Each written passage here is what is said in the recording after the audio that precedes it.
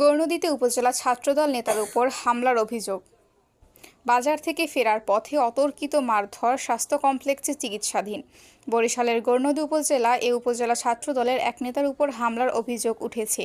তুচ্ছ ঘটনাকে কেন্দ্র করে এ হামলার ঘটনা ঘটে বলে দাবি করেছেন স্থানীয় নেতাকর্মীরা। অভিযোগ সূত্রে জানা যায়, বরিশাল জেলা গৌরনদী উপজেলা ছাত্রদলের যুগ্ম আহ্বায়ক আবদুল্লাহ শুভ, পিতা সাবেক ছাত্রনেতা মোহাম্মদ কামাল ফকির সোমবার বিকালে পৌর কাঁচাবাজার এলাকা থেকে বাজার করে বাড়ি ফেরার পথে শামীম নামের এক মুরগি বিক্রেতা অতর্কিতভাবে তার উপর হামলা চালায়। এ সময় তাকে এলোপাতাড়ি কিল ঘুষি মারা হয় বলে অভিযোগ করা হয়েছে। ঘটনার পর আহত অবস্থায় আবদুল্লাহ শুভকে গৌরনদী উপজেলা স্বাস্থ্য কমপ্লেক্সে ভর্তি করা হয়েছে। বর্তমানে তিনি সেখানে চিকিৎসাধীন রয়েছেন।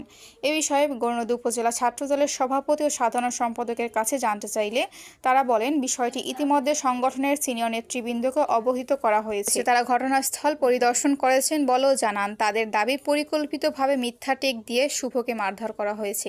নেতৃবৃন্দ আরও বলেন, আবদুল্লাহ শুভ অত্যন্ত ভদ্র, সাংগঠনিকভাবে সক্রিয় একজন কর্মী। তিনি রাজপথে লড়াই সংগ্রামে অংশ নিয়ে সংগঠনের পাশে ছিলেন। পবিত্র রমজান মাসে তার উপর এ ধরনের হামলা অত্যন্ত নিন্দনীয়। তারা ঘটনার সুস্থ তদন্ত ও বিচার দাবি করেছেন। তবে এই রিপোর্ট লেখা পর্যন্ত থানায় কোনো লিখিত অভিযোগ দায়ের করা হয়নি। সংগঠনের পক্ষ থেকে জানানো হয়েছে, সঠিক বিচার না পেলে তারা থানায় অভিযোগ দায়ের করবেন। ঘটনাটি এলাকায় চাঞ্চল্যের সৃষ্টি করেছে।